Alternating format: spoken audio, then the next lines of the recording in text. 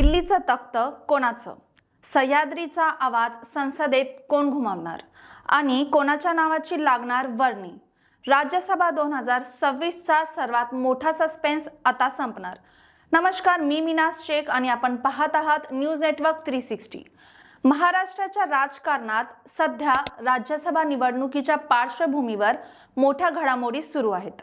दिल्लीच्या संसदेत जाणाऱ्या 7 जागांसाठीची निवडणूक आता अंतिम टप्प्यात आली आहे आणि राजकीय समीकरणं वेगाने बदलताना दिसत आहेत. सध्या सर्वात मोठी चर्चा आहे ती म्हणजे 7ही जागा बिनविरोध होण्याची शक्यता.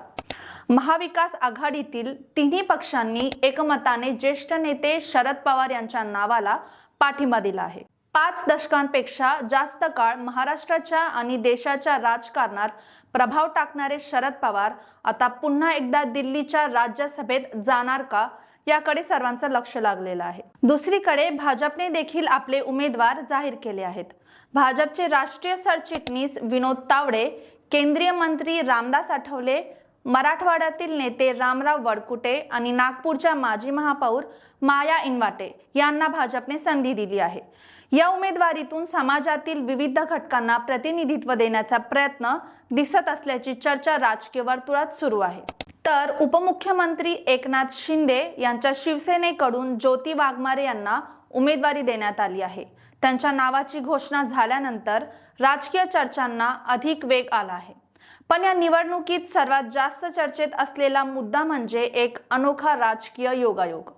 अजित पवार गटाकडून पार्थ पवार यांना राज्यसभेची उमेदवारी देण्यात आली आहे. म्हणजेच जर हे गणित जुळून आलं तर दिल्लीच्या संसदेत आजोबा आणि नातू एकत्र दिसण्याची शक्यता निर्माण झाली आहे. आता सर्वांचे लक्ष लागले आहे ते अंतिम क्षणाकडे.